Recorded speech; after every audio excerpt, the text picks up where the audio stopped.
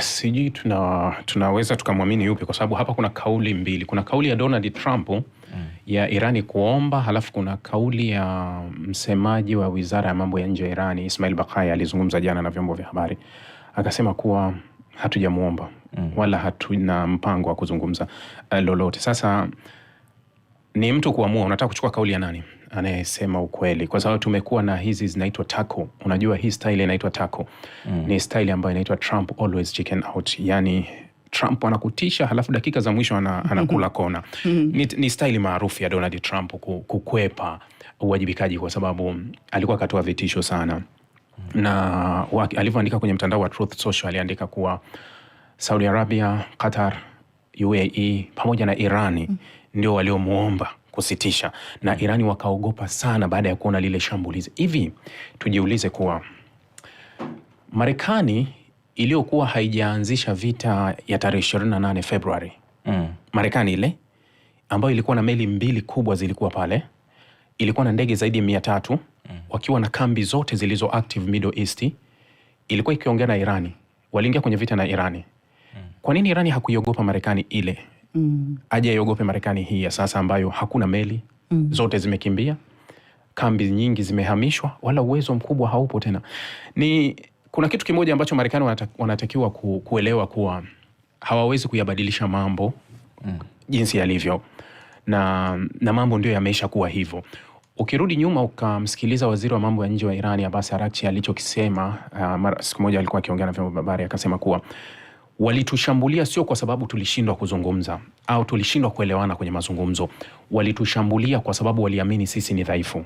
Bas, yani anasema kuwa hiyo ndo sababu pekee iliyomfanya Marekani aingie kwenye vita. Aliamini kuwa Irani ni dhaifu na wakati wa kwenda kuimaliza ulikuwa umefika. Sasa ikawa ni kinyume chake.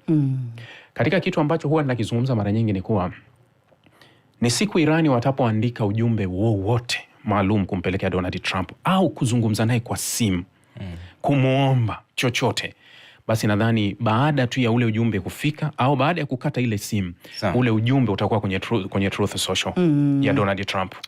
Utapeperushwa kuonyeshwa kwa Iran, lakini mara nyingi wanajaribu kukwepa hilo. Sawa.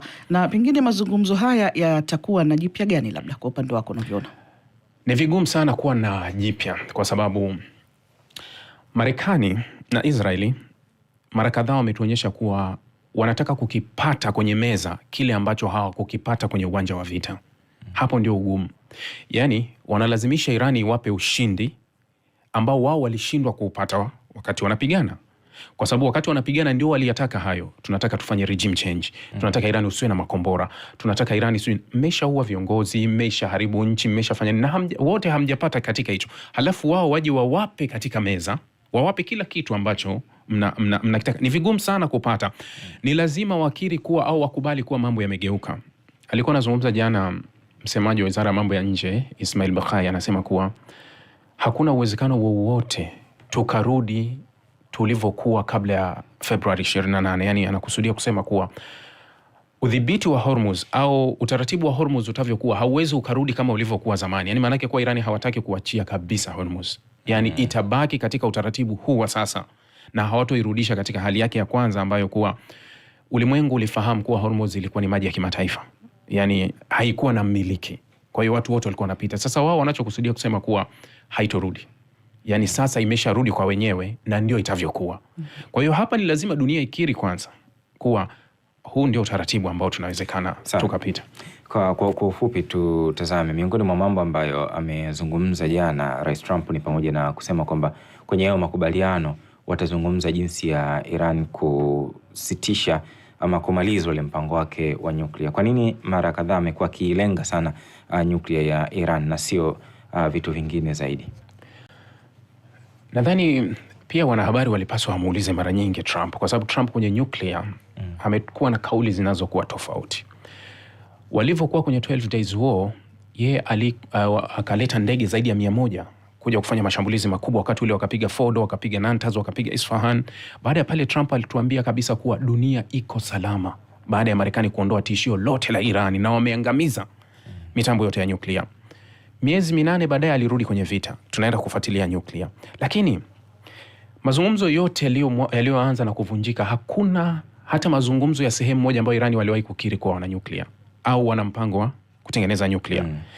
Kwa hiyo hii hoja ya nyuklia ni hoja nyepesi sana ambayo kikawaida haipo, hata wao hawajawahi kukiri kuwa sisi tunataka nyuklia.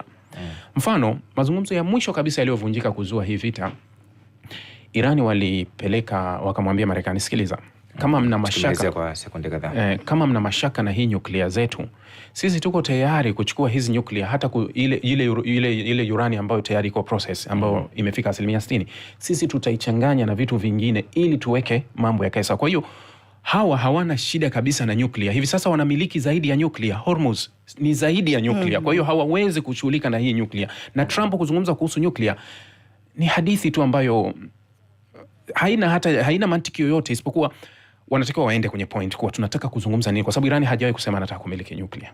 Sawa. Nakushukuru sana Rahbi. Shukran sana. Msikilizaji, ni Ibrahim Rahbi, mchambuzi wa siasa za kimataifa, tukizungumza naye kuhusiana na sakata linaloendelea Mashariki ya Kati, Marekani dhidi ya Iran. Rais Trump akisema kwamba leo alasiri mazungumzo yanatarajiwa kuanza. Je, yatafanyika? Atajadili nini? Endelea kusikiliza UFM Radio, tutakuletea mambo hayo kwa uzuri na kwa undani wake.